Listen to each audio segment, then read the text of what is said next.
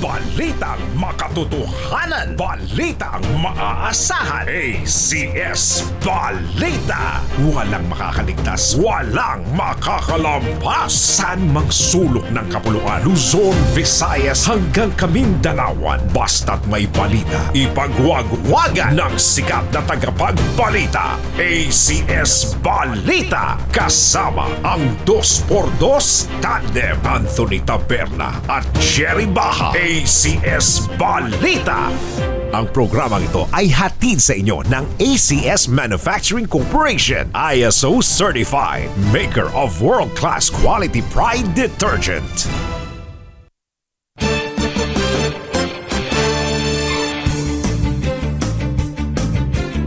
Araw po ngayon ng Martes, March 10, 2026. Sa ulo ng ating ACS Balita.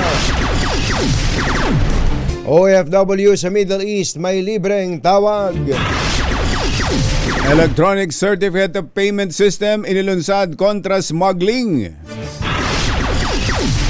Double digit na oil price hike, umarangkada na.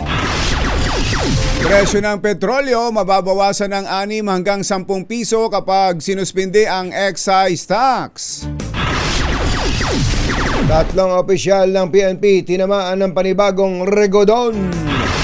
At 8 sugatan sa pumalpak na fireworks display sa finale ng Panagbenga Festival sa Baguio City. Magandang umaga, Luzon, Visayas at Mindanao. Good morning, Philippines.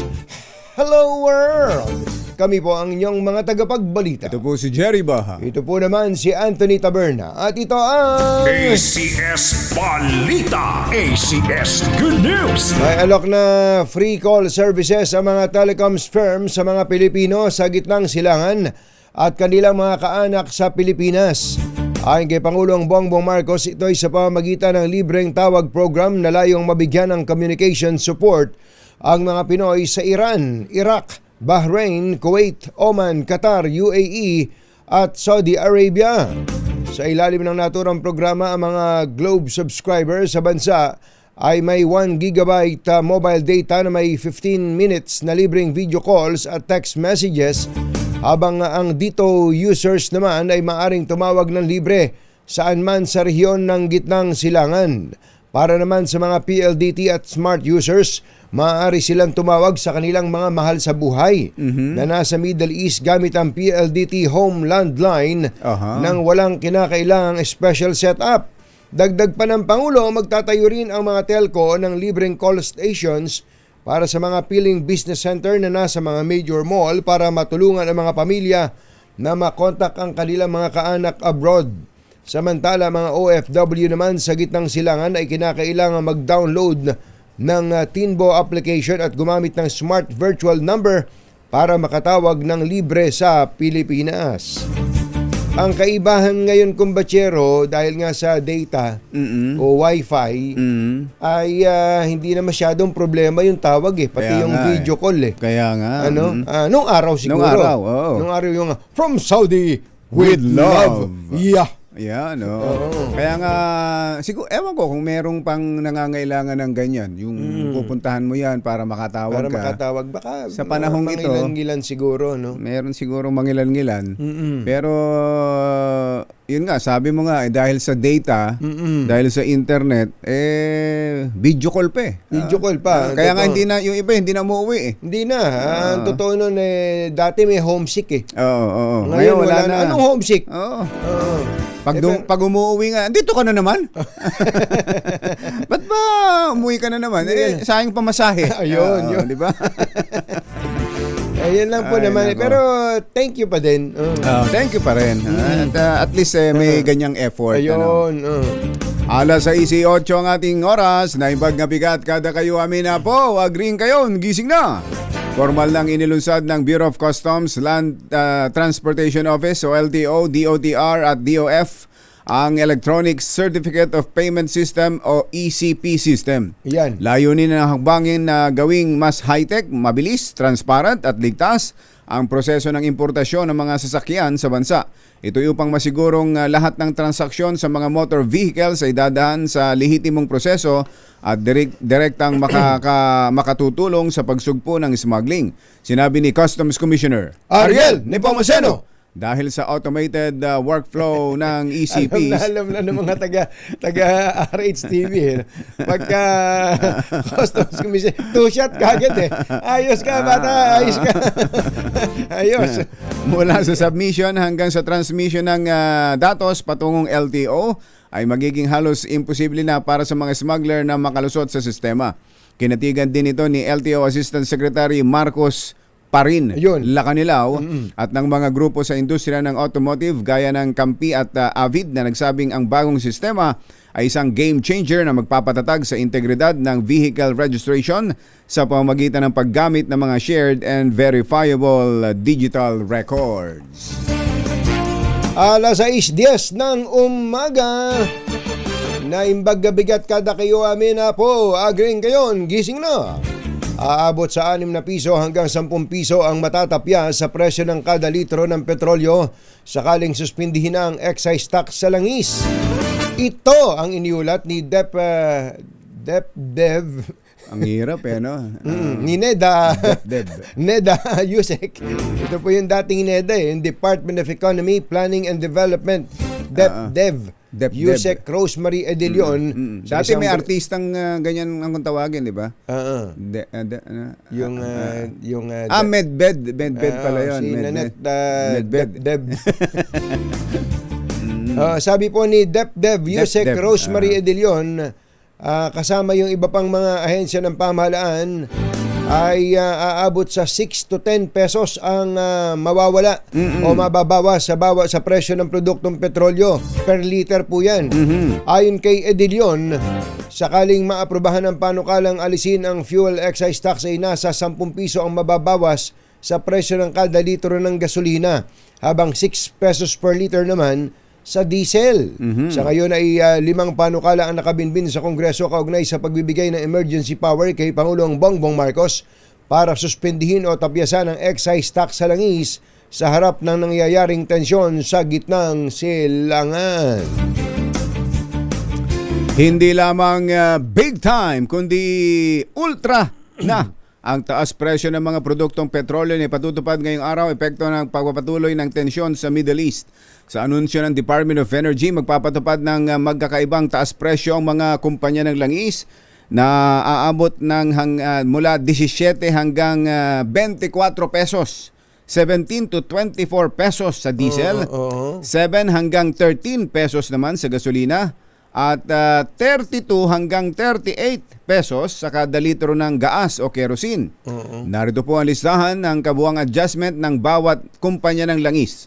Sa Shell, ang ipatutupad daw po ang 8.75 per liter na dagdag sa gasolina. Sa diesel ay 24.25. So utay-utay pa pala yan? Utay-utay, pero parang isang bagsak na to. Parang itong sa diesel nila lumagpas pa doon sa 24 lang May 24.25 pa eh. Akala ko ba utay-utay. At sa gas ay 36 pesos kaagad ang sa Shell. Sa Petron, ang idadagdag daw po sa kada litro ng gasolina ngayon, idinagdag na dahil alas 6 yan. 8.80 sa kada litro ng gasolina. Sa diesel. Sa diesel ay 19.20 mabuti pa per liter. Mabuti pa Petron mababa ng konti. Mababa yung increase. At pareho sa gas, 36 pesos per liter. Ang total ay 10.20 sa gasolina at 20.20 sa diesel. Mataas pa sa diesel. Ang Caltex o yung Chevron, ang gasolina nila ay 7 pesos ang increase ngayon. Ang diesel ay 17.50. Ito mas medyo mababa ito Yung diesel. Ito ay sa Chevron. Caltex. Teka muna. Ba't ba nagkaganire? Nalito ka din. Ito. Baka singilin tayo dyan. Baka singilin tayo rin So, 7 pesos sa gasolina, sa diesel 17.50. Ba?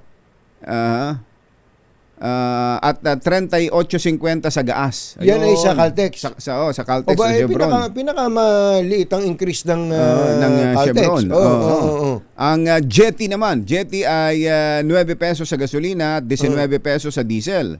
Ang Sea Oil ay 11 to 13 sa gasolina, 21 to 23 sa diesel at 30 to 35 sa kerosene o gas.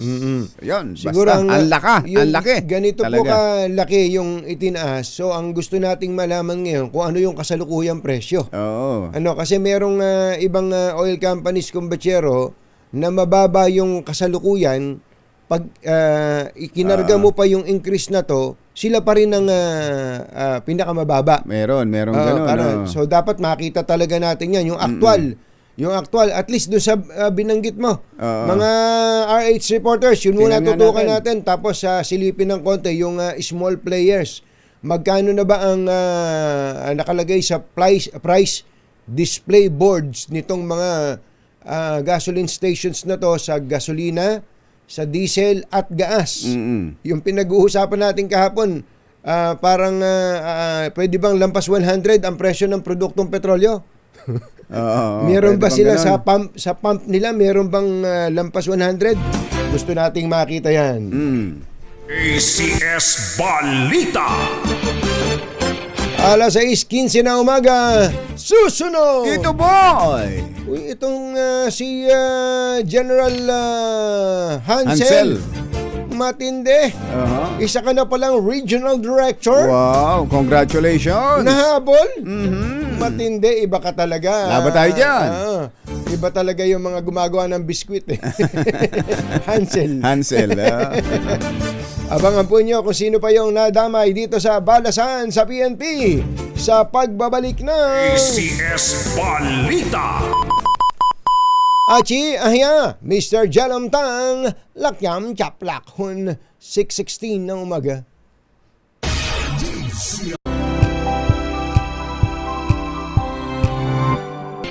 Walang balitang makakaligtas, walang balitang makakalampas, saan mang sulok ng kapuluan. ACS Balita! ACS Balita! Ang programang ito ay hatid sa inyo ng ACS Manufacturing Corporation, ISO Certified, maker ng world-class quality Pride Detergent. Hi! Maganda morning! Ano bang araw today, kumbachero? Today is Laundry Day, Friday. Yuhu! At pag Laundry Day, Friday, all you need is Pride Washing Machine Detergent. May triple stain away formula kaya tanggalang makapit, madikit, malupit na dumit mancha kaya easy ang labada. Kaya pala mula noon hanggang ngayon, all you need is Pride. All you need is Pride. ACS. Kasama ang 2x2 Tandem Anthony Taberna at Jerry Baja. ACS Balita. Alas 6:21 na umaga. Tuloy ang ating ACS Balita. ACS Balita. Pagpatupad ng panibagong balasahan ang PNP sa ilang matataas na opisyal nito. Sa inilabas na general orders na pirmado ni Police Major General Constancio Chinayog Jr., Director ng Personal Records Management, itinalaga si Police Brigadier General Hansel Marantan bilang Acting Regional Director ng PRO Calabarzon. Ito po yung Region 4A. Si Marantan ang kapalit ni Police Brigadier General Paul Kenneth Lucas na itinalaga naman bilang Acting Director ng PNP Special Action Force. Bago ito, nagsilbi si Marantan bilang Director ng PNP Highway Patrol Group. Palit naman kay Marantan si Highway Patrol Group Police Brigadier General Jesse Balad Tamayaw na itinalagang Acting Director ng HPG. Si Tamayaw ay dating Executive Officer ng Directorate for Police Community Relations. Alas 6:22 ang ating oras, masantos siya kabwasanad sa kayo namin, nagbangon kila. Sugatan ang 8 katao kabilang ang isang 3 taong gulang na bata sa nangyaring pagsabog sa gitna ng fireworks display sa closing ceremony ng Panagbenga Festival sa Baguio City. Sa report ng pulisya, nanonood ng event ang mga biktima sa may skating rink ng Burnham Park nang biglang tamaan ng fireworks ang styrofoam matting malapit sa kanilang pwesto dahilan kaya nagkaroon ng pagsabog. Napag-alaman na galing dagupan ang mga biktima na pawang magkakaanak. Nagtamo sila ng first and second degree burns at agad din namang dinala sa ospital para mabigyan ng atensyong medikal. 4 na araw na on-site work at 1 araw na work from home naman ay patutupad ng DepEd bilang bahagi ng pagtitipid sa enerhiya ng pamahalaan. Batay sa memorandum order na inilabas noong March 9, papasok sa opisina ang mga empleyado mula Lunes hanggang Huwebes, habang work from home naman tuwing Biyernes ang mga non-teaching at related teaching personnel.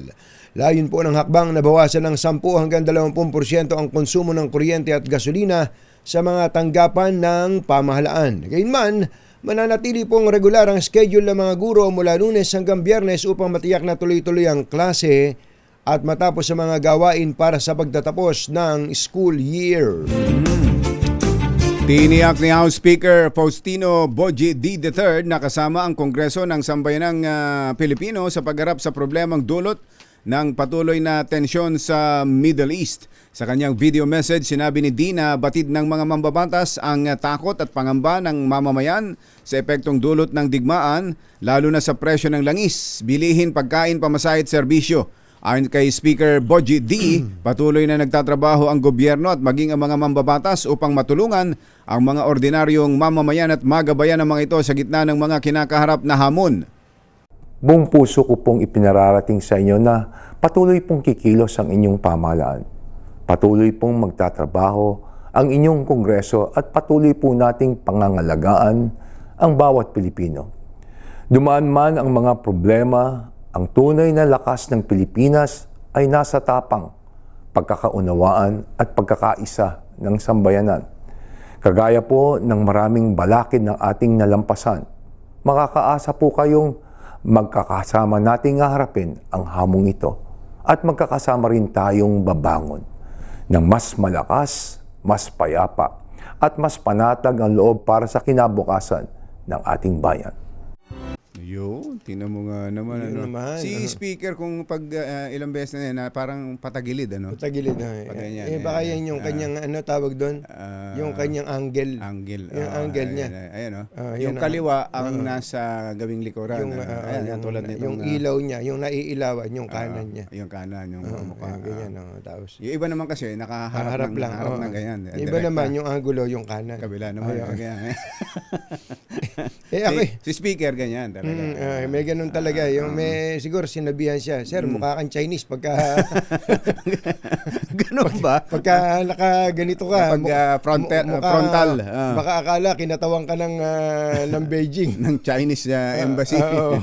Kaya dapat itong angulo na to. Speaker, magandang morning po Good sa inyo. morning, Speaker. Bigat po. And speaking of legislative proposal, kumbachero, itong si Senator Loren Ligarda ay may inihaing itong Senate Bill 1842. Oo. Ito pong Fuel Price Relief Act. Dalawa pala yan. Dalawa pala yung kopya natin. Tig-isa. Naglalayong itatag ang fuel price, ito pong Fuel Tax Stabilization Mechanism na nagbibigay po ng kapangyarihan sa Pangulong Marcos na suspendihin. Well, hindi lang si Pangulong Marcos, pati kung sino man ang presidente sa susunod na mga panahon, kung magiging batas ito, bibigyan ng kapangyarihan ng Pangulo na suspindihin o bawasan hindi lang po ang excise tax, kundi pati ang value-added tax. Ayan, oo. Para makamit daw po yung naaangkop na tax relief sa ating mga mamamayan. Ang excise tax ay fixed, di ba? Yes. 10 pesos per liter ng diesel, tama ba? Diesel at sa 6 pesos sa diesel 6 pesos. Sa diesel yung 6, sa 10 gasolina piso. yung 10 pesos. Oo. Pero itong VAT, habang lumalaki ho ang tumataas ang presyo, lumalaki ang VAT. Lumalaki kita ng gobyerno. Ayan, oo. Kaya nga po may tinatawag na windfall profit ang gobyerno dyan. Ayan. Kaya ang ganda nitong proposal na to ni ni Senator Lauren Legarda na hindi lang excise tax, Oo. pati ang VAT, value added tax. Value added kapag tax. lumagpas sa $80 per barrel na threshold. Ayun. So, ito, ulitin natin, ang kanya pong proposal ay Fuel Price Relief Act. Yan po ay mangyayari lang kapag po sobrang taas ng presyo ng produktong petrolyo sa world market na apektado po naman ang local market. So, ang totoo nun, tumatahimik ang gobyerno. Kumbaga, sana hindi mapansin. Hindi mapansin. Bawasan natin yung excise tax. Para hindi na mapansin para ang hindi VAT. mapansin yung VAT. Kasi yung VAT ang pambalanse. Sa totoo lang sa totoo lang, yung usapang diretsahan to habang nahihirapan ng mamamayan, lumalaki po ang kita ng gobyerno in the form of value-added tax. So parang pinagkakakitaan ng gobyerno ang paghihirap ng mga mamamayan. Parang ganun. Ganun ang dating. However, kung titingnan mo naman yon sa mas malalim pang usapan, yung VAT na yon ang pangbalanse. Doon mo naman kukunin ang panggastos sa iba pang mga programa ng pamahalaan. Halimbawa, kung matatanggal yung pera ng gobyerno sa excise tax, meron siyang kinikita sa kanang kamay na yun naman ang ipantatakip niya sa pangangailangan. Kaya magandang pag-aralan po ito dahil at the end of the day, ang kailangan natin ay relief sa ating mga talaga. kababayan. Ito man ay 1 buwan, 2 buwan, 6 na buwan, o gaano man ang itagal nito pong krisis na ito. At kung kailangan magsakripisyo ang mga mamamayan, dapat maunang magsakripisyo ang pamahalaan. Ang gobyerno. Katulad ngayon, nagsasakripisyo na po ang gobyerno, ang mga mamamayan. Ang mga mamamayan, dahil wala na po yatang mabiling gusalina at saka diesel at gas ang mga taga San Juan at Mandaluyong. RH52 Edniel Parosa, kami na Edniel! Jerry at Anthony, marami-rami na sa mga gasolinahan nating naikot sa nagdaang mga araw ang nakikita nating sarado ngayong umaga. Nakakordon na itong Sea Oil sa Shaw Boulevard, lungsod ng Mandaluyong. Maging yung mga sangay ng Petron sa Domingo at Lumentrit dito naman sa may San Juan area. Itong mga gas station na binabanggit ko, batay sa ating obserbasyon hanggang hanggang hapon, ito yung mga medyo mura at pinipilahan ng ating mga naubusan, kababayan motorista hanggang sa oras ng uwian kahapon. Dahil itong Sea Oil, mas mura na sa iba, may diskwento pa ito para doon sa mga pampublikong sasakyan. Pero pagsapit ng Martes, eto na, meron ng kordon, parang crime scene, itong branch. Nilagyan pa ng plant packs dito sa paligid. Para Wala hindi na- napasukin pa wala ng na mga talagang sasakyan. papasok, Kausap natin yung staff, dahil nung sinabi kahapon, naghihintay raw sila ng deliver. Kaya lang baka raw dumating pabukas pa ng madaling araw. Doon naman sa San Juan City, nakakordon na rin yung mga binanggit nating sangay ng Petron na karaniwan sanang dinaraanan ng mga pampublikong sakyan, partikular ng mga jeepney na biyaheng Kalentong, kung hindi man biyaheng Divisoria sa lungsod ng Manila. Meron namang mga alternatibo at nakita natin kanina bago mag-alas 6 ng umaga actually, may mga kababayan tayong mga motorista ang tinangkapang humabol dito sa ilang mga sangay o ilang mga gasolinahan, gaya itong uno na medyo hindi naman kalaki ang player. Yung diesel nila 62 pesos per litro. Unleaded gas 57 pesos. Itong dalawa na lang yung kanilang produkto at wala pang alas 6 ay pinilahan ng ating mga kababayang motorista. Ito namang clean fuel ni Congressman Bong Sumtay, 75 pesos na yung diesel ngayong umaga. Yung unleaded 67 Talagang pesos. naalala mo pa. 75 centavos per Talagang litro. naalala mo Yung pa si premium- Bong Suntay, Oo, yung clean fuel kasi... Kanya ba yan? Pupuntahan din ito. Kato Jing, sorry. Kanya pala yan? Kanya yan? Yung clean fuel? Ay, siya ang ano nito siya ang founder. Ganun ba? Oo. Kaya pala malinis. May ano rin, pangulo rin o leader din si Congressman Bong ng isang taxi fleet o grupo ng mga taxi operators. Itong clean fuel na ito ay malapit ito dito. bukas sa yan. may- Bukas naman yan. Bukas. Bukas ngayon. Bukas ito. Magkano diesel yan? Magkano diesel? 63 pesos yung Yung diesel. clean fuel 75 pala. 75. 75. Ito mo, Umabot taas, na sa taas 85 na. kada litro. Ito Grabe. kasing binabagit ko na sa ngayon ng clean fuel. Malapit siya doon sa may sea oil na sarado na ngayon. Kaya yung ilang nating mga kababayang mga tricycle driver na nakikita natin, dito na nagpapakarga. Kanina nung umikot tayo ng madaling araw. Unleaded nila 67 pesos, 75 centavos per litro. Yung premium gas 69 pesos at 25 centavos. Oo. Mura-mura actually yung Petron kung babaybayin lang ang pagkakaroon ng patience sa ating mga kababayan. Baybayin nyo lang hanggang dito sa may EDSA crossing mula sa San Juan City ay mas mura yung Petron. 63 pesos pa rin per litro yung kanilang diesel, bagamat medyo nagtaas na nga ito. At yung unleaded 64.60, yung premium gas 68 pesos at 60 centavos. Talagang kung gusto mong makahanap ng mga medyo mura-mura, babaybayin mo talaga itong mga kalsada. Yun nga lang, yung ilan sa mga popular at yung mga pamilyar na tayo ay nagsasara na dahil nag-aantay raw ng bagong supply dito nga sa Sea Oil bukas pa raw ng madaling araw. Yan ang sitwasyon dito sa Okay. lungsod ng San Juan ay ang lungsod ng Mandaluyong. Ako si Edniel Parrosa, DZRH. Una sa Pilipinas, una sa Pilipino. Parang talagang pagkatapos ng reporting nga. Sakto. Sabi nung nagbabanda. Sabi ni Boy, ako din. Wala ba tayo dyan? Mahabol. Sumusunod ang ating RH29 dito sa area ng Rizal Avenue, Santa Cruz, Maynila. Ano sitwasyon? 29, Boy Gonzales. Come in, Go, go, boy! Nagtaas na Anthony Jerry ng alas 6 kasi, yung iba alas 6:30. Nagtaas na ng presyo ng gasolina, itong Petro na gasoline station dito sa Rizal Avenue. At tumaas na 11 pesos. Halimbawa, kung 61, naging 72 pesos. At si Manong driver Jerry Anthony, inubos na yung kanyang barya para mabaya. Ilang litro yung pinakarga mo ngayon? Only 29 liters. Umabot ng 2,000? 1,120. 120. Mag-aapon na po yun. Ibang biyahe yun. Ibang biyahe po. Ibang biyahe. Full tank na yan. Opo, full tank. Pero mas mababa rito. Opo.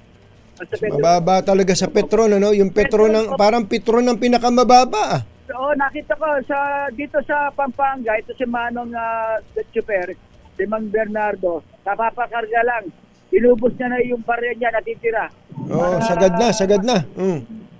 Para mas dinagad na, no? Iba po yun, sir. Dinagad na, dagad na po. Magkano ang boundary mo? 1,600. 1.6, ang laki na pala, no? Kung kikita o hindi. Kikita ka ngayon. Kikita ka kamo ngayon. Basta kikita ka ngayon. Okay, sige. Naka-live ba yan? Naka-live ba yung kausap mo? Yung naka-video na to? Oh, yan. Siya ba mismo yan? Sabi ko, si Mang Bernardo. Taga saan ba yung si Bernardo Carpio? Taga saan ka, Bernardo? Ano apelido mo? Rosario po. Rosario. Carpio, ha? Oo. Marilaw, Bulacan po ako. Marilaw. Pero taga diyan ka nagmama. Dito sa Maynila para bumiyahe ng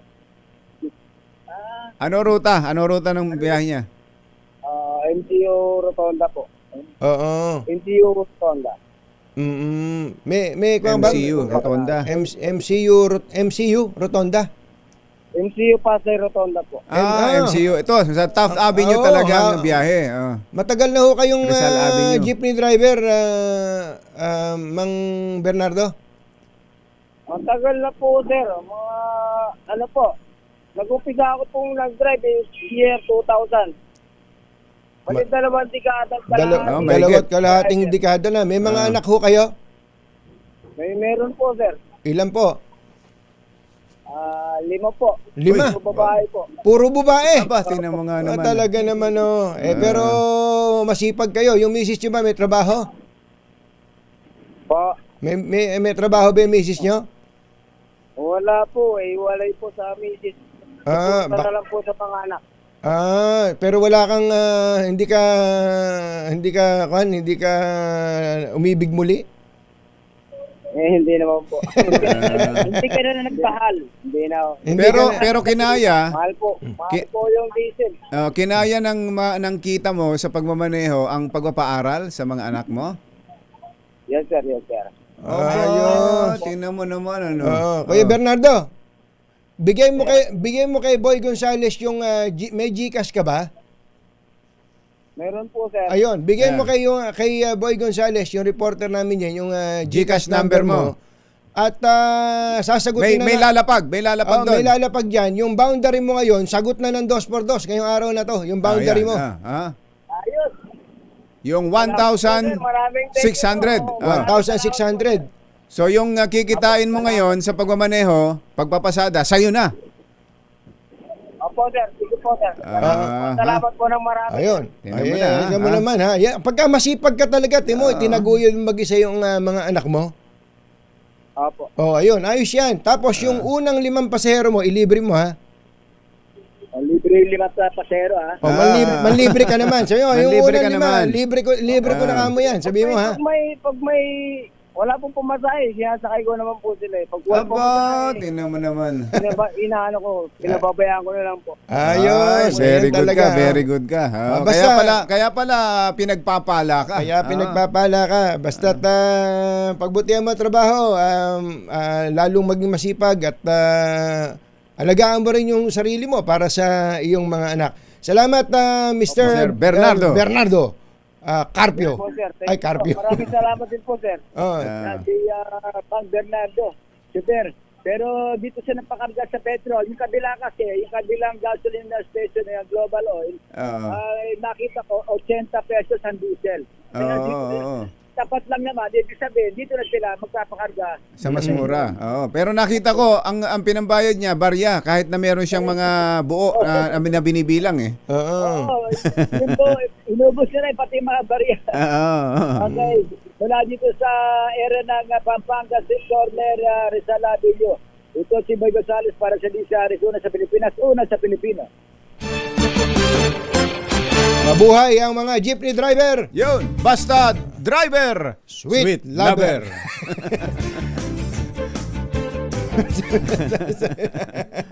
Di ba, 5 anak, ano? 5 anak ko, puro babae. Ito mo nga naman, ano.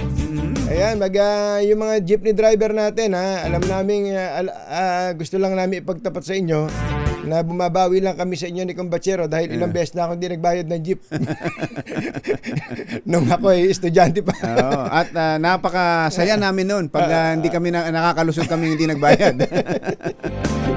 Parang napakalaking achievement. Oo, bumabawi lang kami. At lalong matindi, yung may nakasakay akong crush ko, sabi ko, wag ka na magbayad ha. Sagot ko na, pareho na kami hindi nagbayad. Nakapanlibre pa. Yan matindi. Ako po yung nagtatapat sa aking kalokohan nung ako estudyante pa. Nagatid sa kabuuan ng ating ACS Balita, ito po si Anthony Taberna. Ito po si Jerry Baha. Kasama ang 2x2 Tandem Anthony Taberna at Jerry Baha. ACS Balita. Sobrang bilib ako sa mga jeepney drivers, Kumbachero. Yung bang nagsusukli. Oo. Nagsusukli yan ha. Habang nagmamaneho. Habang nagmamaneho, tapos kinakausap pa yung saan to, ilan to. Tapos habang nagmamaneho, nagkukwenta. Saka naman nakakita ng walang ganun sa States. Walang ganun sa States. Sa Pilipinas lang yun. Kaya yung mga jeepney driver, iba yan eh. Kaya nga nung sinasabi mo na may mga jeepney driver na may conductor na misis nila, kung yun, medyo hirap sa kwentahan yun. Pero yung siya lang mag-isa, ay nako, elibs Iba ka. yun, believe yun. Pero mo yung multitasking yung ginagawa. Multitasking, mga ganon. Saka dapat yung mga jeepney driver natin, wag nyo sabihin jeepney driver lang yan, dapat malinis din ang sa katawan. Dapat, Hindi yung katulad ng iba namumugalgal ang itsura, no? Anyway, ba't ba napunta tayo doon? Oras po natin, Lakyam Shop Itun, 6:41 na umaga. Mga taga-barangay Daang Hari na Botas, may mamimigay po ng pera yan. Si Sherman Leparo. Meron din palang Daang Hari dyan sa Nabotas. Andyan, lakasan na ninyo inyong mga radyo, television o gadget na ginagamit sa pakikinig sa DZRH, lalo na sa 2x2, para kayo'y swertehin sa araw na ito. Yan, at syempre, ready na ba kayong tandaan ang ating word of the day para manalo ka ng DZRH mini component? Eto na! Sabi nito si Bentong. May nanonood dyan si Bentong. Bumawi ka, Katunying. Pay it forward. Ito pala yung nakasulat lagi sa mga jeep. Who does not pay? Ayan. Ayun, who does not pay? Yun pala. Sa likod nakalagay yung basta driver, sweet lover. O kaya katas ng Saudi. Ayan. Ang ating word of the day ay urgent. Ayan, urgent. Nagmamadali yan. Agaran yan. Ayan po ang gusto ng mga labor groups. Certified daw po as urgent ang panukalang nag-aalis ng 12% sa VAT sa kuryente. Oras po natin, 6:42. Balitang makatotohanan, balitang maaasahan. ACS Balita. Ang programang ito ay hatid sa inyo ng ACS Manufacturing Corporation, ISO certified, maker ng world-class quality pride detergent. This time check is brought to you by ACS Manufacturing. Na komentaryo sa Himpapawid. 2x2. Walang takot sa paghimay sa masalimuot na isyu ng bayan. 2x2. Humahataw na mga balita at impormasyon. 2x2. Ating damhin, ating lasapin ang hagupit na 2x2.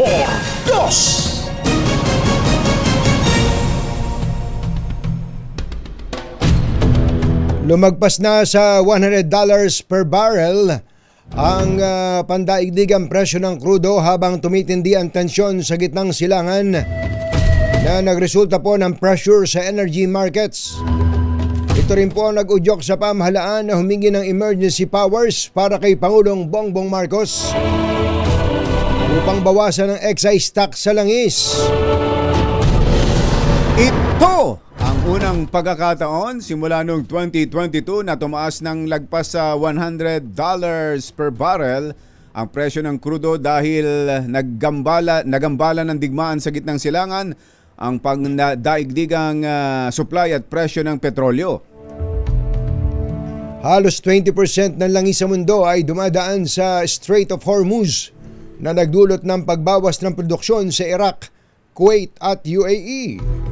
Nagbabala naman ang mga analis na ang patuloy na pagsipa ng presyo ng langis ay maaaring magpahina sa pandaigdigang ekonomiya.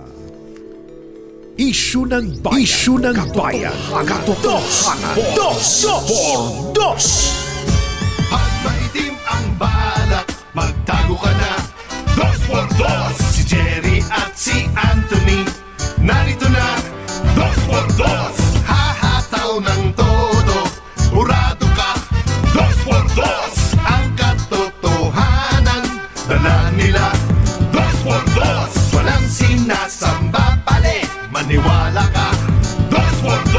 Hataw ng gusto, tol, umasa ka. 2x2. 2x2.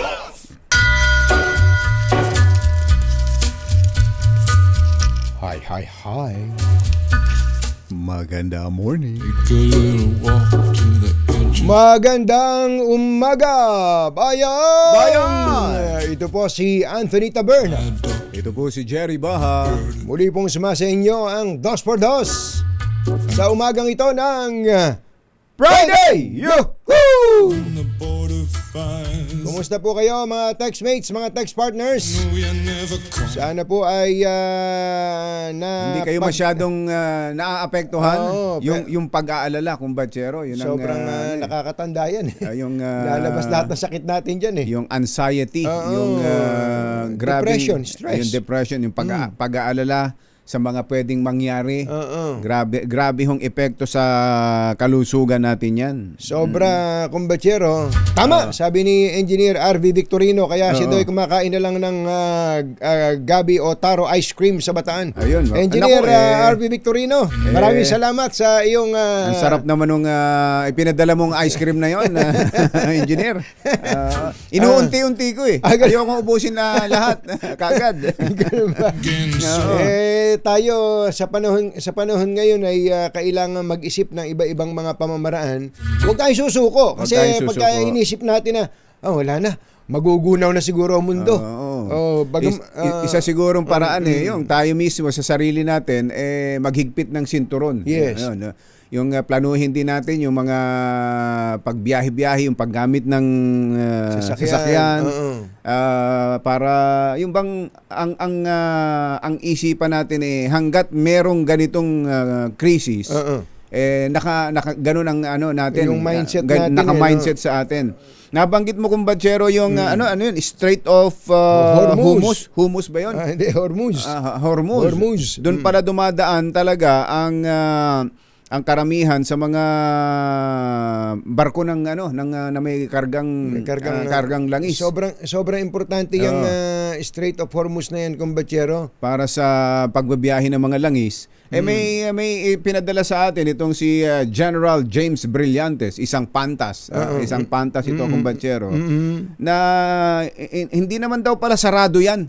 Hindi naman talaga. Strait of Hormuz, kumonti lang ng kumonte ang mga bumibiyahe dyan, hindi dahil sa security reasons, hindi dahil sa natatakot sila'y tamaan ng missile, kundi walang insurance. Natatakot kasi yung insurance na magbayad sila dahil baka tamaan ng bomba. Hindi rin makabiyahe yung mga vapor nang walang insurance. Kasi yun pala. Totoo yun, kumbatsero. Kasi yan ay, alam mo ba kung magkano ang isang biyahe niyan? Kung di ako nagkakamali, mga $150 million yata bawat isang biyahe. Isang biyahe niyan Tingnan mo na. Ganun katindi, kumbatsero. Kaya imagine po nyo, 20% ng supply ng crudo ay binibiyahe. Yung global oil supply ang tinutukoy natin ay dumadaan dyan sa Strait of Hormuz. Oo nga Tingnan mo na yan. So kung ganun ang pangamba ng mga nagbebiyahe ng langis, wala talagang darating sa mga gasolinahan natin. Diba? Totoo yun, kumbatsero. Yung papasok yung law of supply and demand. Kaya meron tayong ganitong krisis. Every day daw ay about 107 cargo ships ang dumadaan dyan sa Strait of Hormuz na yan. Pero 19 na lang ngayon ang nakakalusot. Oo, biruin mo yun. Yan ang sitwasyon. Ang epekto po niyan, mga kababayan, ay pagtaas ng presyo dahil wala nga nakakabiyahe. Tumaas ang presyo ng produktong petrolyo worldwide. Of course, meron pong mga makikinabang diyan, especially yung mga historically ay nagsusupply din naman ng produktong petrolyo, nagbebenta rin ng produktong petrolyo na hindi apektado ng giyera, pero dahil doon sa sitwasyon na yon, apektado rin. Ang supply pala ng Iran, 90% ay napupunta sa China. Kaya ang China ang isa sa mga nasaktan diyan, kumbatsero. At kaya ang isa po sa mga apektado nitong giyera na to ay ang Iran mismo. Ang Iran mismo, kapag hindi nagamit ang Strait of Hormuz. Yun. Ibaha at Anthony Taberna sa 2x2 sa DZRH. Ano ba epekto nito sa construction naman natin? Yan. Halimbawa, di ba, sa mga pagawaing bayan natin, sa kalsada, tulay at iba pa. Mamaya kausapin natin ang ating Public Works Secretary Vince Dizon. Oras po natin, lakyam kochap gohun. 5 minuto na lang, alas 7 na.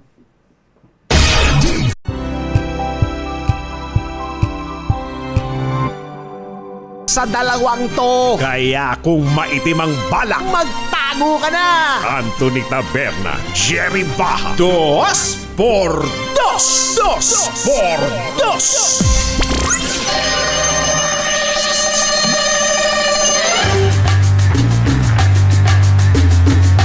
Ay nako, ang bigat ng mga problema. 7:03 na po na umaga.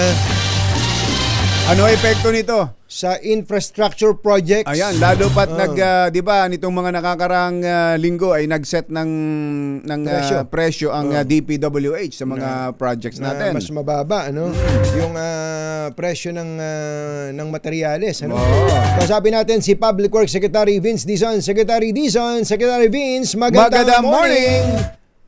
Magandang umaga po, Katunying, Ka Jerry. Opo. Good morning po. Yes sir. Nako, pumalo na po sa $120 per barrel ang presyo ng crudo sa world market.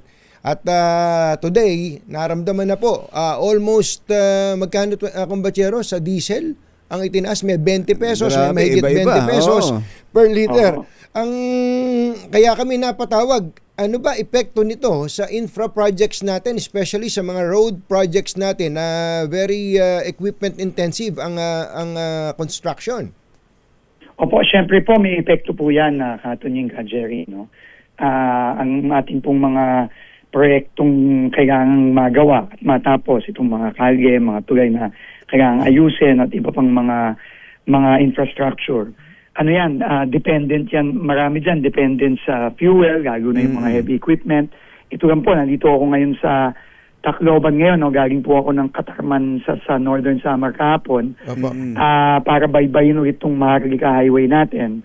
Ano po ito, nakita ko po, full blast po yung construction dito, pero syempre, may epekto pong malaki yan, lalo na sa mga heavy equipment. Pati na rin sa presyo ng bakal, presyo ng semento, presyo ng asfalto.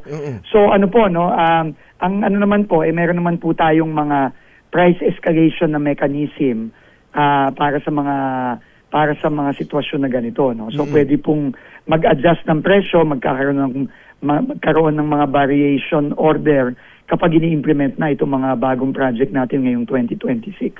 Iyon ang importante, yung may nakatakda ng mekanismo at yung binanggit ninyo na variation orders. Halimbawa lang po, Secretary, kahapon po may kausap ako na ang kanila pong negosyo ay mga planta ng ready mix. Yung Semento. buhos, konkreto. Tama po. Yun daw pong buhangin lang, hindi pa naman tumataas ang presyo ng crudo, kwentuhan pa lang. Pero yung presyo daw po ng buhangin, umakyat na daw po ng 50% ang presyo, Secretary. Opo. Ano po, posible po yan, no? Kasi marami pong mga spekulasyon ngayon. Gagong-gago na kung gaano katagal itong gera sa Middle East. So talaga kung nagtataasan po ang presyo ng mga iba't ibang mga supply natin. So meron naman po tayong mga provision para magtaas na mag-adjust, no. So yun po, pero ang pinagdadasal na ho natin sana hindi na ho magtagal masyado ito para mawala na itong spekulasyon at bumalik na ho sa normal. Pero handa naman ho tayo, no, na mag-adjust kung kinakailangan, no? Doon ho sa mga existing na, yung gumugulong ng mga project na i-award na, may halaga, halimbawa 50 million pesos itong project na ito. Tapos inabutan nito ngayon ng indulto na ito. Mayroon pang ginagawa ba o may pagkakataon ba na pwedeng sige, dadagdagan na lang namin yung 50 million na yan? Pwede po yan. Pwede. Pwede din po, kahit yung mga ongoing, pwede din pong, meron din po tayong mekanismo for variation. No? And at any point in time naman po, ongoing ang isang proyekto, hindi pa tapos yung proyekto, pwede pong magkaroon ng variation order para po sa mga bagay na ganito na wala namang nag-anticipate na magkakaganito ngayon. Totoo yun, no? Hindi naman po yan kasalanan ng mga kontratista, hindi naman po yan kasalanan ng kahit sino, no? So, kailangan nga po ma-apply syempre ng tama, no? Hindi po aabusuhin at hindi po gagamitin sa pandaraya. Ito pa namang panahon na to, ang dapat pukpukan ng construction, Secretary, dahil hindi pa panahon ng tagulan. May mga reports na ho ba kayo na, meron na bang nagpasabi sa inyo that they will have to pause their works po? Wala pa naman po. Tuloy-tuloy pa naman po tayo, no?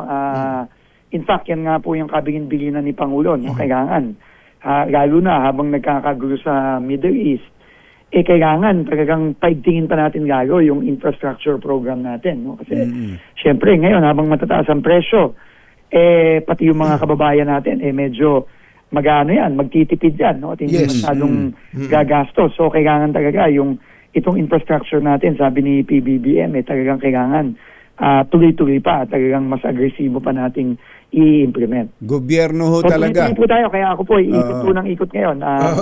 Mamaya naman po, nasa Valenzuela kami kasi yung pong mga project din natin doon sa Valenzuela, kailangan nating paigtingin, lalong-lalo na itong naghahanda tayo. Pagdating na yung tag-ulan, babahay Yes. naman Yan po nga, tayo ano. sa iba't ibang lugar. No? Government spending ho talaga ang pwedeng Pangontra. pangontra o para Tama pang-mitigate sa epekto Tama nito. po yun. Pero yun ho bang mga nabayaran na ba yung mga naniningil nitong mga nakakaraan? Opo, tuloy-tuloy po Aha. tayo. No? Tuloy-tuloy po tayo. Aha. Marami na po tayong nabayaran Mhm. at tuloy-tuloy pa rin po. Hinihintay lang ho namin yung pagdating ng cash galing sa Department of Budget and Management, no? Yung authority ng cash. No? Pero tuloy-tuloy po tayo. No? Ito ho yung mga projects na wala namang naging problema, naipit lang nitong dahil sa flood control scandal. So nababayar, Tama po. nakakailang porsyento na, kasi itong mga nakakarami, nagte-text pa ho sa amin na hindi na kami nakakakita ng pera. In fact, ngayon pong first quarter, nasa 50% pa lang po, no? Dahil nga hinihintay pa ho natin yung cash galing sa DBM. Opo. Halos wala pang 50% ang ating nababayaran. Pero ngayon meron na hong dumating ulit kahapon, meron ho tayong ina-expect ulit this week. So basta po pagpasok ng pondo galing sa DBM, basta po tama yung physical accomplishment ng proyekto, no? Tuloy-tuloy po ang pagbabayad natin, no? Secretary, kahapon sa Katarman ba, Northern Samar kayo? Opo, nanggaling po ako ng Katarman at binaybay po namin mula Katarman hanggang Tacloban kasi dinaanan ho ulit natin at in-inspection natin yung trabahong ginagawa dito sa Maharlika Highway na in-inspection natin naman 1 month ago, no? So, maganda naman po, may para sa mahal na araw. So, kailangan paspasan palalo, no? So, May na po ba? Nung Na-award na po ba yung... mas sinaw yung biyahe namin. Kasi nung una po, 1 month ago, mula Calbayog hanggang Tacloban, inabot kami ng 8 oras. Grabe. Mula Katarman Grabe. hanggang Tacloban, 7 oras na lang po. Nabawasan. Yun. So, nakasave na ho ng mga 1 oras may Pero Secretary, di ba ang ginawa niyo diyan para mga malalaking kontraktor talaga para siguradong mabilis magtrabaho at quality? Tama po yan, no? Pero yan po parating pa lang, no? Yung ating major rehabilitation, yan po ipapabid pa lang natin yan sa mga malalaking at talagang tanyag na kontratista itong sa mga susunod na buwan, mga Abril, no?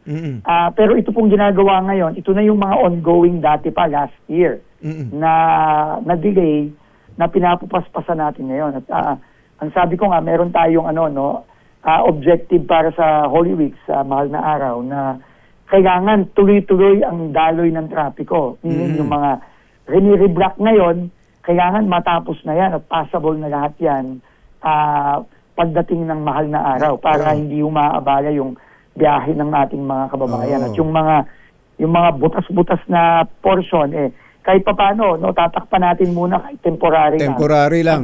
Hintay natin yung mga pangmatagalan na pag-aayos ng mga malalaking kontratista. Exodus yan sa katuwing Holy Week. Pero yan yung mga pupunta dyan sa kinaroroonan nyo ngayon, Tacloban, Catbalogan, Northern Samar, halimbawa, manggagaling halimbawa ng Metro Manila, dadaan yan dito sa highway yun?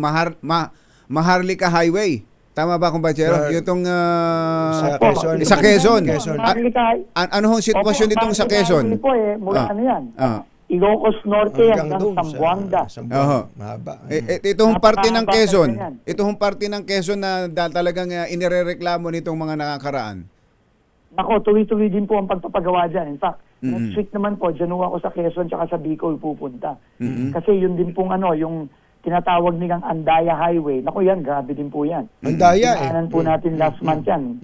Grabe po yung sira dyan. So, kung ano po yung ginagawa natin dito sa Samar, ganun din po ang ginagawa natin sa Quezon, sa Bicol. Yan po yung Yes. tatlong area na talagang pinaka masama yung lagay ng daang Marikina. Saka ang volume ng sasakyan dyan talagang Ayun, matindi talaga. walang patid. Ako, At grabe pagka nag-peak, mas marami po ang Mas malalaking truck pa. malalaking truck ang dumadaan. Ako, opo. So Opo. maihahabol ho bago Kaya po mag... talagang kailangan tuloy-tuloy po yung pag-aayos natin at yung once and for all ba na maayos na ng tama. Kasi alam mo, Katunying, Jerry, no, kausap ko nga yung mga kababayan natin dito sa Samar. Alam mo, sabi nila, wala silang nakikitang major repair dito sa Marilica, dito sa Samar for the last 5 to 8 years. Grabe, ano? 5 to 8 years. Oo, talaga Grabe. kung Ba't ilan saan napunta po yung... ang nakikita nila? Saan napunta ho yung mga allocation para dyan sa lugar na yan? Yan po ang magandang tanong. Mario Joseph. Natawa nga po yung mga kababayan natin kasi nung humihingi po ako ng paumanin, sinabi ko, problema, ninakaw kasi ni Saldi ko yung pera para dito, kako. Pambira. Oo. Kaya hindi naayos to. Pero ngayon po, sabi ni PBBM, maaayos na talaga ito. Andyan, kumbaga yung pera, may pera gobyerno, pag ginamit ng tama, mapapakinabangan talaga ng ating mga kababayan. May isa pa ho akong tanong, total nabanggit natin Samar, meron daw pong isang inhinyero ng DPWH dyan na minarder? Opo, no? Si Engineer Karen, no? 32 years old, Katunying. Kabata. Nakakaawa, dalawang anak, isang 10 years old, isang 8 years old. Oo. Talaga pong nakakalungkot po talaga. Ito po, ang suspect po dito, miyembro pa po ng Philippine Army, ano? Pambihira. Na mukhang meron, parang ito'y kanyang karelasyon. Tapos medyo sinasaktan po ata siya. Nag-file po siya ng kaso ng BAUSI, no, yung Violence Against Women and Children sa korte. At yun po, talagang mukhang ang nangyari, inabangan, pauwi, nakamotor, tapos pinagbabaril po, no? So, Yun mismong ating PNP. Yun mismong karelasyon niya ang bumaril po, ang pumatay. Opo. Pambihira. Yun po ang suspect siya, no? Siya po ang suspect. No, nagtatago po ngayon, so may manhunt na po at kami nga po kasama ko po kahapon si former Congressman Paul Daza ng Northern Samar. Nag-offer po ako ng 100,000 bounty reward para mahanap na ito at minatch po ito ni former Congressman Paul Daza ng 100,000 din. So may 200,000 peso bounty po ito. Laban dito sa suspect. So sana po mahuli na. Oo nga po. Nakakaawa po talaga. Lalo na ngayon. Inaano pa naman natin ang mga kababaihan ngayon na ngayong buwan na to. So ang dami po talagang mga ganyan na violence against women. Kailangan po talaga protektahan natin sila. Secretary, may pangalan na kayo nung suspect dito? Meron po, no? Hindi ko lang po maibigay na muna po sa inyo, no? Yung pangalan. Pero may manhunt na po ngayon ang PNP ngayon, tumutulong na rin po ang Army. Baka makatulong yung ating mga kababayan. Sige po, subukan din namin kontakin ng PNP. Secretary Vince Dizon, maraming salamat po sa pagkakataon. Ito po na yung pangalan. Ito po yung sige po. Ito yung pangalan ng Ito yung suspect ay si Jerome Luz Tejero. Jerome Tejero. Katbalogan, Northern Samar, no? So po Philippine Army assigned sa sa sundalo pa pala. Maulong Katbalogan. Alam na rin. Jerome Luz Tejero po ang pangalan niya. Jerome Tejero. Opo. Okay, yung mga kababayan natin, baka alam nyo kung sino, kung nasasaan tong taong ito, is ipabatid lang sa mga kinauukulan natin, especially sa PNP. Opo, at meron pong meron pong reward yan, no? Opo. Na 200, parang 200,000, 100 sa inyo, 100 kay kung Paul Daza. Okay, maraming salamat po, Secretary Vince Dizon. Magandang umaga po. Opo, God bless po. Katunying ka, Jerry. Ingat po kayo. Yes, sir. Maraming salamat, Secretary Vince Dizon.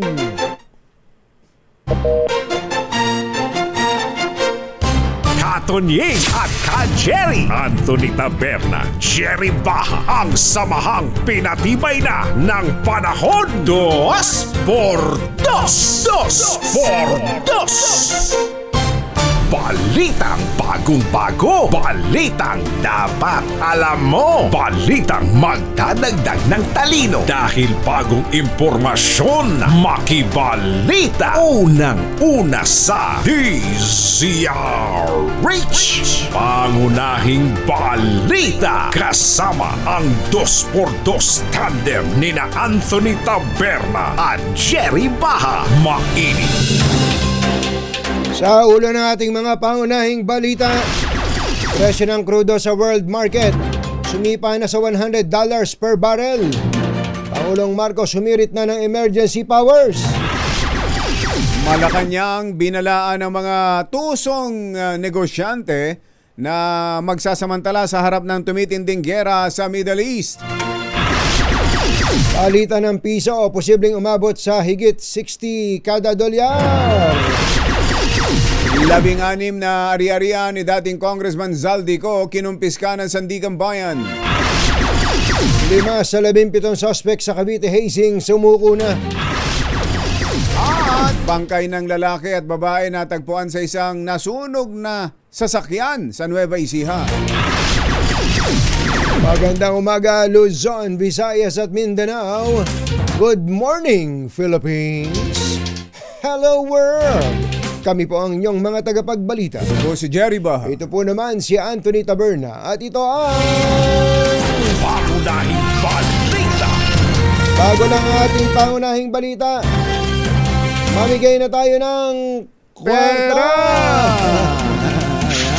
Tumutok sa DZRH at manala ng instant 1,000 pesos sa Malakas promo kasama ang Pride Detergent. Malakasan ang makinig at manood sa DZRH. May nanalo na! Kaya itong si Tito Sai Pool Guy, kumbachero, isang expert sa paggawa ng swimming pool. Akala ko naman mahirap ang buhay niyan. Hindi, expert siya sa paggawa ng mga, siyang kinokontrata hindi. sa paggawa ng mga swimming pool. Poor guy ha. Pool. Akala ko. Pool Guy. Akala Pool ko Guy. poor, Tito Sai Pool Guy. Magandang morning. Magandang morning. Lagi daw nakatutok. May nagpapagawa 24 ko ba ng oras. swimming pool ngayon? Meron pa, marami pa. Lalo nga at ang swimming pool ngayon, well, pagka siguro ganitong panahon, maraming gustong magsasummer, ano? Sa bagay. Si RD Nonoy Menong Sermeno ng OCD Negros Island Region ay nag-birthday pala. Happy kumbachero. birthday. RD Nonoy Menong Sermeno, binabati ka ng iyong bunkmate na si Andy De Los Reyes. Bunkmate ba ninyo ito ni Commissioner Ariel Nepomuceno? At ito pa, kumbachero, si General Jojo Vera Cruz at si General Asek Bong Dixon, parehas graduate ng HPG riding course, ay parehong nagbe-birthday. Marunong bang magmotor yung dalawang yan? Marunong na. Sabi ni Colonel Freddy Ergo, ay happy birthday po sa inyo. Happy birthday at happy birthday din kay Executive Director Glenn Estrada ng Fertilizer and Pesticides Authority. Fertilizer. Wala ba tayong libreng fertilizer dyan? Mga abono dyan. Masayang-masaya mga dito ang mga magsasaka ngayon. Dahil sa ang ganda ng presyo ng palay. Alam niyo ba itong si Ana namin, si Ana. May napatam ng si Ana Karenina. May napatam nandun sa likab, kumbachero, mga 0.75 hectares. Umani daw ng 105 kabans. Wala pa isa hektarya, ha? Walang 105 kabans, umami dahil maganda raw ang tubig. Alam mo ba kung magkano nabenta sa bukid? Sa bukid, wala nang bilad-bilad. 26 pesos per kilo. Wow! At nagneto daw ng 110,000 pesos sila dun sa wala pang isang hektaryang lupa. Kaya nga tuwan-tuwa daw po ang mga magsasaka ngayon. Hindi pa nila nakuha yung on time yung fertilizer niyan, ha? hindi pa nakuha yung Tingnan mo fertilizer na na ayuda ng gobyerno. Di lalo na kung nakuha Lalo nila. na, Ayun, kaya masasaya po ang mga tsaka farmers ngayon. Yan ipampalakas ng loob sa mga magsasaka natin para makita nilang meron ding magandang buhay Maganda. para sa mga magsasaka. Talaga, Hindi sinabi yung mo pa. mawawala na ng pag-asa, pupunta na ng Metro Manila, mamamasukan ng construction worker. Sales lady kaya kung Oo, babae. ganun. Nako. Nakibalita tayo sa marami ring pera. Si Sherwin Alfaro dahil mamimigay siya ng pera. Yun! Diyan sa barangay Daang Hari na Botas. Sherwin! Gagago! Anthony Jerry, nagpahayag ng kabuuang loob ang pamalang lungsod ng Navotas na gamitin itong Strait of Navotas bilang alternatibo sa mga sasakyang pambarko na dumadaan sa Strait of Hormuz na natatakot sa kanilang seguridad. Ayon sa lokal na pamalaan ng Navotas, bukas ang Strait of Navotas sa lahat ng mga barko na nais dumaan dito na parang drugstore 24 oras. At samantala, Anthony at Jerry, walang magiging pagtaas sa singil sa pamasahe sa mga bangkang tumatawid dito nga sa Strait of Navotas na ito, makikita mo ngayon, dadaong itong mga repatriates natin. Yan ay mga repatriates natin Galing na saan? galing sa Malabon. Oo.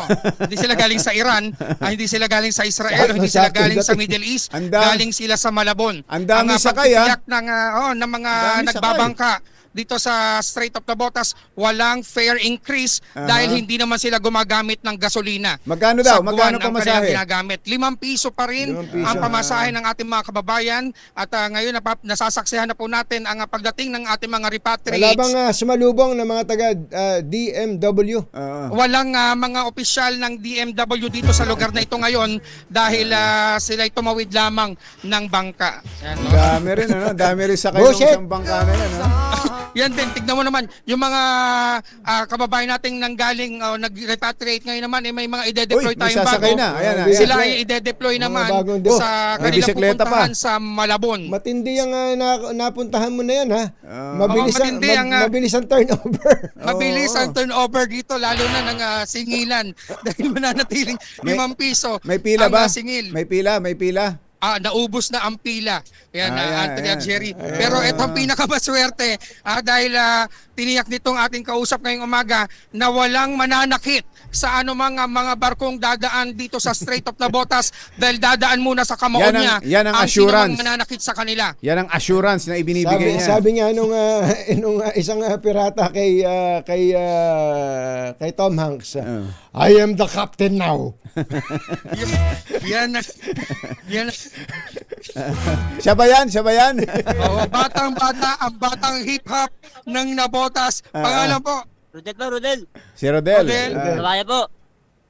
Ano na? Rawaya. Ruwaya. Buti hindi naging buhaya. Yan si Ruel Ruwaya na siyang tagapagbantay dito sa Tawira. Ruwaya. Ruwaya. Rawaya po. Rodel. Good morning, Rodel. Good morning, Katunying. Good morning. Good morning. Anong pinaka-trabaho mo dyan, Rodel? Pedicab driver po, Katunying. Pedicab driver.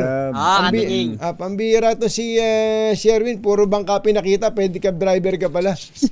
Yun yung pagbaba mo kasi ng bangka, may mga hilera dito ng pedicab yan na sasakyan mo. Diyan pala. Ayos pala. Ilang taon ka na, kuya? 39 po. 39. Hindi halata. Hindi halata. Mukha lang 38. Kung ganito ang itsura mo pag 38 ka, parang naaga kang nabulok. Stress. Business pala yun. Kaya may, Katunying, stress. okay lang. May pamilya ka na. Maraming pinagdadaanan eh. Hindi, ayos lang yan. Talagang pare-pareho tayo. Iba-ibang level lang. Rodel, may mga anak ka na? Opo. Ilan? Siya lang po isa. Isa lang.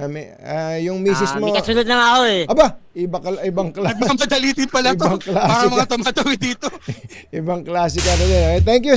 Pakikinig mo sa DZRH. Matagal ka na ba nakikinig sa DZRH, Lagi Rodel? nakikinig niyan yung umaga po. Ayun. Very good. Sira na nga lang yung kanyang radyo na ginagamit. Asa na yun? Wasak-wasak na pero Kailangan natin namin eh.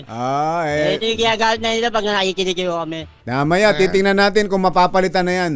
Mapapalitan Titingnan niya ng natin. bago. Pero dahil palagi ka nakikinig sa DZRH, sino paborito mga announcer tuwing umaga? Si Jerry ba? Si Anthony Taberna. Anthony Taberna, Jerry ba? Meron kang 1,000 pieces? Salamat, Katunying. Kay Jerry, salamat. Yeah! Siyempre, kailangan masagot mo rin yung ating word of the day para makuha mo yung ating medium component. Yung, ano ba yun? Yung urgent ba yun? Nadali. Kaya nakuha mo yung ating word of the day. Ito, meron kang DZRH medium component. Ayun, Hatid tingnan sa mo atin naman, ang Astron, ang official radio set partner ng DZRH. Ang Alagang landi nung Astron. sumasayaw, Alagang maasahan. Siyempre, isinasayaw yan ng sex bomb na ipapadala na sa Iran. Sherwin, At- Sherwin. Yes, oo. Yan bang si Kuya Rodel, pag nandyan, yung, di ba may radyo siya? Yan Opo. ba ay naka-full volume para Oo, naka-full po yan. para yung ibang tao ay Ano, nakakapakinig nasira, din? Para yung iba ay nakakapakinig din. Pagka wala naman pong ganong pasahero, Katunying, yan, nakikinig ko kami ng balita. Ayan, ayos ha. Lakasan mo ha. Pag Lakasan yun, mo. may bago Oo, ka malakas na. mo, Katunying, kaso nasira eh. Hindi, yun. May bago ka May na. bago na. May bago ka na. Lakasan mo Salamat to, ngayon. salamat. Ayan. Siyempre, hindi lang yan. Nako, meron ka pang tatanggaping grocery basket mula sa ACS at sa DZRH. At ang pinakabago, pinakamalaki, pinakamabula, ang Pride Fabric Conditioner, Korean Strawberry Bloom Detergent Powder with Stain Away Formula. 2 kilo yan, kaya kahit gano'ng karaming labahan, ubos yan. And speaking of labahan, hindi mo nalalabhan, isusot mo na ang pinakabagong t-shirt ng DZRH na iminomodelo ng ating pinakabatang bangkero. Salamat, Katunying. Salamat to. Thank you, Ridel. Thank you. Thank you po. Maraming salamat at siyempre sa mga nais manalo ng 1,000 pesos laging tumutok sa DZRH. Baka kayo nasa sunod dating winner sa DZRH Malacash promo kasama ang Pride Detergent. RH number 6, Sherwin Battle para DZRH. Una sa Pilipinas, una sa Pilipino. Mga nangunguna at mga bagong balita sa DZRH. Pangunahing balita. O yung mga PUV drivers daw na magsasamantala sa mataas na gasolina. Lagot kayo kay Secretary Banoy Lopez. Aha. Lagot. Bakit kaya sila lagot? Abangan sa pagbabalik ng Pangunahing balita. Kityampo 7:30 na ng umaga.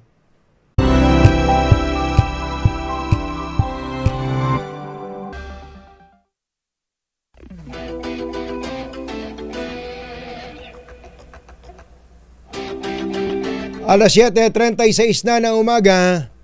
Kausapin natin si Secretary Janet, sorry na. Sharon. Si Ate Shawi. Si Secretary Sharon Garin ng Department of Energy. Ate Shawi, sorry na. Magandang morning. Ay na ako dyan. Pasensya na. Huwag ka na magalit. Huwag mong tataasan ng gasolina namin. Opo. Saan ka ba nagpapagas, Anthony? Ako, sa totoo sa Petron. Sa Petron po ako sa mga, kasi ang mahal ng Shell. Ang mahal sa... Nakita mo yung listahan kahapon? They're cheaper naman talaga. Oo, talagang ang Petron. Pero buti pala naumpisahan natin 'yan. Sa quality ba ng gasolina o diesel, may pagkakaiba ba talaga itong mga kumpanya na to? Sa mga small players. Sa small players saka big players?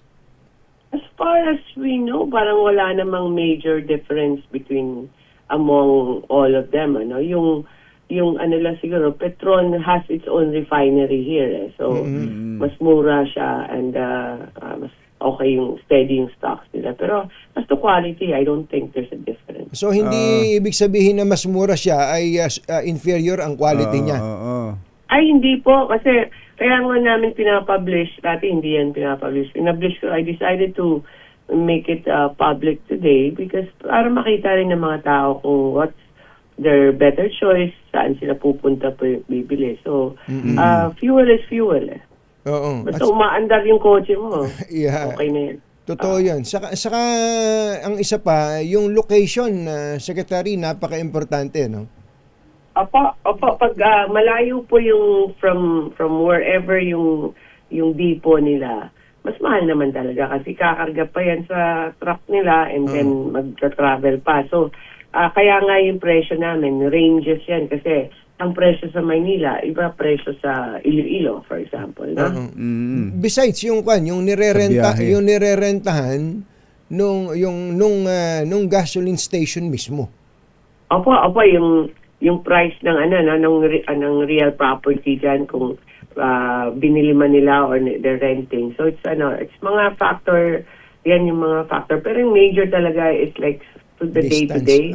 Siguro yung insurance, transportation, tsaka yung cost of fuel. Opo, kuha ho natin yan. Pero kailangan ho ba talaga na may particular lang na araw? Tulad ngayon, ang Martes. sistema natin every Tuesday, tsaka nagpapalit ng presyo, pababa man o pataas. Bawal ho ba na magtaas ng ibang araw? Tradition po yan sa industry. They have decided, I think way back, di ko lamang alam kung sa kaninong panahon yan, ano? Kasi dati umiiba araw-araw, so nagugulan yung mga tao. So, mahaba naman yung 1 month. So, I think DOE with the oil companies made an agreement na every Tuesday na lang, once a week lang sila. Now, what's special about these times is that meron tayong meron tayong looming emergency, na may gera sa Middle East, and we don't know what's going to happen there, and it will affect our prices and our supply. So, may mga directive kami na in-issue over from last week up to today pa nga, na dapat walang hoarding, walang unreasonable price adjustments, and lahat po na kailangan po discipline lang po. Tama. Special times. Meron pong ilan to? 71 gas stations yung nag-overprice?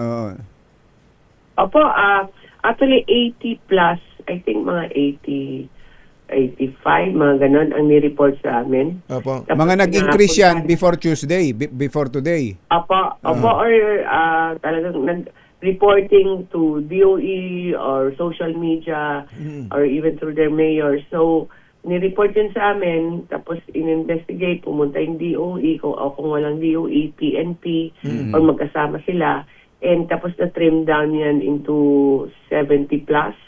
Tapos, ang inisyohan kahapon ng Show cause. show cause order, mga 55. 55. Okay. Sabihin natin, kumita sila ng ilang araw, ng extra, pero sigurado, malulumpon man sila kababayad sa abogado rito, at baka may kulong ba to, yung profit hearing? Kung tignan po hindi sa oil deregulation or sa batas ng DOE, meron pong mga possible cases yan under the criminal or civil case. Pero next step na lang yan natin gawin. Kailangan lang talaga we close down those that are airing. Kasi ang aming patakaran po, kung hindi kayo susunod, di tatanggalan tayo namin ng permit. Administrative kami. Isipin nyo. Kami nagbibigay ng permit. Yes. Hindi dapat sumunod sila sa utos namin. Tama. Kung hindi sila susunod, we cancel. Kumbaga kumita ka nga ng konti, di ba? Tapos masisira ang negosyo mo. Hindi rin nag-iisip itong mga abusado na to, mapagsamantala na to. Abusado nga, kaya ganun. Kikita ka lang ngayon, pero pag natanggalan ng permit, forever hindi ka makakapenta na. Tama yun. Pero ito ho, Secretary, at ito yung gustong laging sinasabi ng ating mga kababayan, ba't tataas ka agad hindi pa naman yan yung krudong ibinyahe noon. Meron tayong enough supply pa na for 2 months na nasa sistema na natin bago pa magkagera. Kayo nga ho magpaliwanag. Kahit pag ako nagpaliwanag, lalong nalilito yung mata ko. Ang napakano kasi, complicated kasi may mga may mga commodity kasi, so they get it from outside. Pero in simple terms lang, how they decided, dati pa to, is basically parang ano yung replacement cost ng fuel ngayon, Magkano ba yung bibilin mo para ma-replace yung binenta mo ngayon? So, parang kaya nagka-calculate muna kami for 5 days, tapos i-estimate kung magkano yung increase. So ang dyan, what they have done since then, how much replacement cost ang basis, how much will it cost you kung bibili ka para ma-replace yung napenta mo. Yun lang the simplest way I can explain it. Hindi ko nga, kaya pala, Yun po, tama pala, buti pala, sinabi nyo kagad, lalo ko hindi naintindihan. Hindi, kasi na rin yan, bawi-bawi, di ba? Kung umakyat or bumaba, lugi or Yes. Bawi. Tama. Kapag nag-announce naman ngayon na halimbawa mababa na ang presyo, yung binili nila ng mahal, Kailangan kailangan ibaba. ibenta ng mababa. Correct. Apo, Tapos yung apo. naman, may system kasi yan sa oil industry, yung pag-peg ng presyo ng mo, hindi naman kung kailan mo in-order lang eh. Oo. They decide a certain date kung kailan yung presyo. Hindi po yung Tama kailan yun. po binili At- or dineliver. At hindi ho ganun hindi tayo unique na ganun tayo lang. Pati ho sa amin doon sa Amerika. Ganun din ba sa inyo? Doon sa amin nagtaas na rin eh. Ngayon ngayon pa lang samantalang bago-bago pa lang naman nagsimula yung Saka lumang stock naman lumang nila yun. stock nila yon. Oo. Ito ho, Secretary, yung kung tatagal pa ho ito, at sabi nga namin kanina yung Strait of Hormuz ba yun? Hormuz. Hormuz. Walang masyadong pumapasada. Gaano ho tatagal yung stockpile pa natin? For now po, yung stocks natin is up to April. Kasi meron po tayong stocks na nandito na sa Pilipinas, meron po doon na nagbabiyahe na. Okay. On the way na po papuntang Pilipinas. So, may panahon tayo umorder. We have a month or more than 1 month para maghanap ng kung Ibang sources. hindi makaka-deliver yung mga South Korea, yung usual natin ng mga supplier, South Korea, China, marami pa tayong mga suppliers sa Southeast Asia na kumukuha din doon eh. Yung problema, doon din siya Doon kumukuha din. ng Ang crude. China, doon nila. din. Opo. So meron po tayong mga ibang options. And yun po inaaral na po, tinatawagan na po ng mga oil companies natin at ng DOE din kung ano yung mga bansa na may available. So, iiba din yung presyo.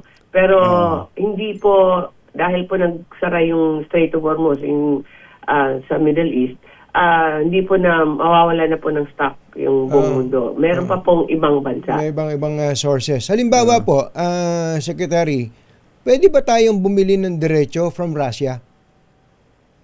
May embargo no? Pero at the worst case, kung kailangan ano?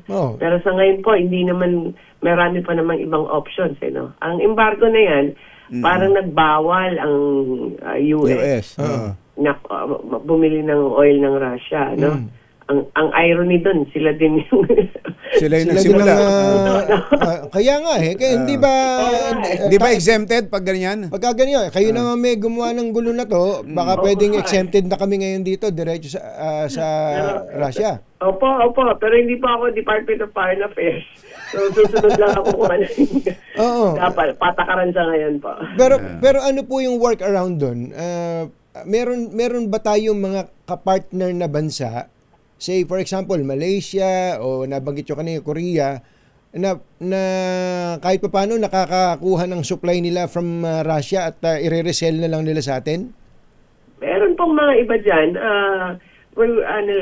Careful lang kami sa mga geopolitical issues, Pero meron namang mga countries na bumibili sa kanila at doon po nila nare-refine po sa country nila. Those are options. Pero meron din kasi sa mga Brazil, Malayo lang. Venezuela. Hindi sa Valenzuela, sa Venezuela. Napatayo tuloy si Mayor Wes Gatchalian Uy, sa amin yun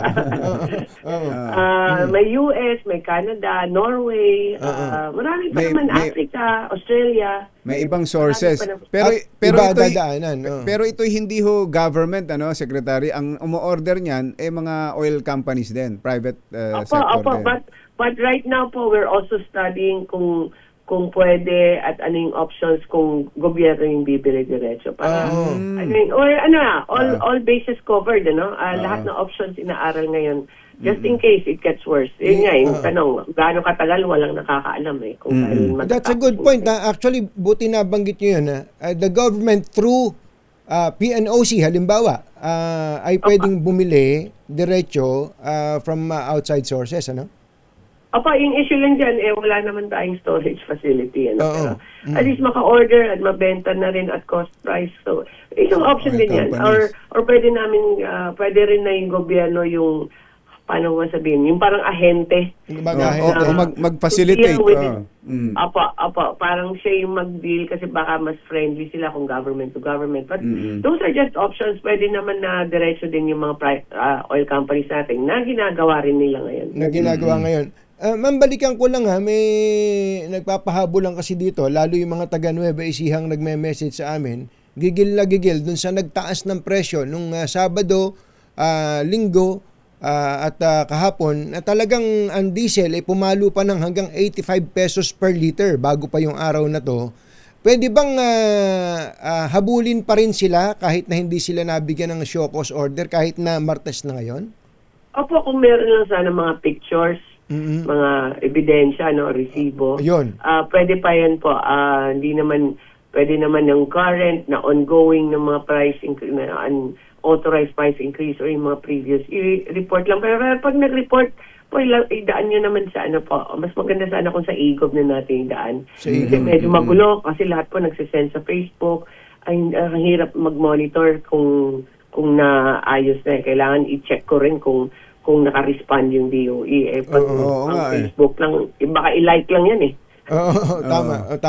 Nakipag-coordinate ho kayo sa DILG at PNP. Kumusta ho ba? Meron ho ba silang sinakmal na mga abusado? Opo. Actually, hindi naman dapat dumating na sa mga kasuhan pa, no? Bantayan lang ng ating mga enforcement agencies, sumusunod naman sila. Binabalik nila yung presyo nila. Ganun lang pala. So pagpapasalamat po ako, ang dami pong mayors talaga na nag-activate ng mga task force nila. Kasi halimbawa, kausap ko yung mayor sa Iloilo City, si Mayor Trenes, yun din ginawa nila. Sila yung nag-ikot. Opo. At marami akong nakausap na ng mga mayors at governors. Yun po kailangan, tulong-tulong po tayo kasing DOE. 14,000 ang gas stations, ang DOE, buong DOE, 1,000 lang kami. Hindi po namin kaya talaga. So, we need the help of everyone po. Pati po yung public, no? Pantayan niyo po at i-report niyo po sa amin o sa mga mayors ninyo. At ang kailangan lang nating matiyak, Secretary, just to reiterate, to emphasize, hindi tayo mauubusan ng supply, kaya lang doon magkakaproblema. Yung presyo lang talaga ang problema natin, hindi tayo mauubusan. Opo, tapos isang ko lang, Anthony, di ba, may supply tayo at scheduled yung deliveries nyon kasi hindi naman pwedeng sobrang haba. So every 15 days na may delivery. So sure tayo hanggang April. Pero pag na-distort natin yung merkado at i-allow natin yung mga hoarding at pati gasoline station mismo mag-hoard or mga private citizens natin, ma-distort natin yung supply natin for 15 years. Nakaka-calculate na yan Kaya, I'm assuring na in the near future, meron po tayong supply po. Kaya wag lang may mag-abuso, no?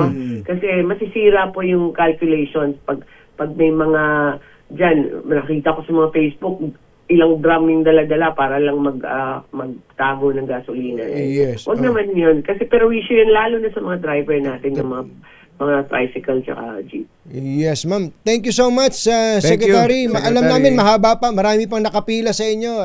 Papalayain na namin kayo. Thank you so much. Magandang umaga po. Thank you.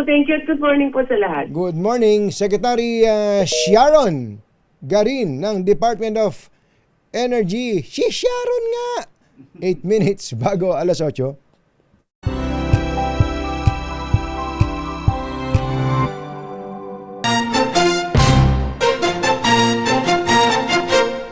Katonying at Ka-Jerry. Anthony Taberna, Jerry Baha, ang samahang pinatibay na ng panahon. 2x2.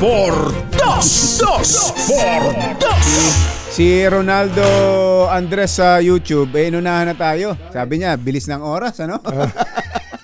Bilis nga ho ng oras. Napakabilis. Ay, si Liam Gate Manalastas. Happy birthday. Binabati ka ng lolo mo, si Larry Manalastas, dyan sa Terminal 3. Nako, sabi ni Kuya Mark Navarro, may tumapon daw ng mga gravel sa Katipunan flyover southbound kaya ang tindi ng traffic. Nako, traffic na naman yan. Traffic na nga, natapon pa. At birthday pa naman ngayon Nino? ni Jacob. Happy birthday, 13th birthday Jacob Navarro. Jacob, happy birthday. Happy birthday. Mag-iingat po kayo ha. Alam nyo, itong sitwasyon natin mabigat pero kung babalikan lang natin ng kasaysayan, nangyari na eh. Nangyari na rin ito. Nangyari na to nung 1970s, 2008 lang, kumbatsero. Siyempre, noong 2022, nung nagumpisa po yung Ukraine-Russia war, tingin ko, mas handa tayo ngayon dahil meron tayong ibang option. Although 100% tayong dependent sa petrolyo. Sa petrolyo talaga Eh ngayon, may iba na tayong mga, di ba, may electric vehicle na ngayon,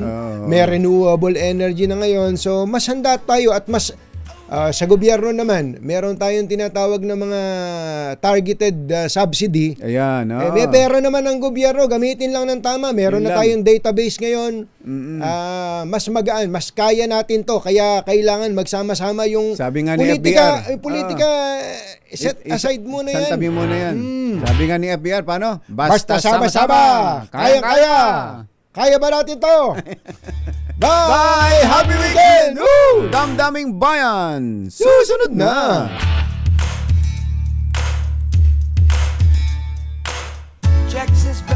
Ang oras ay hatid sa inyo ng Esketamine Cares.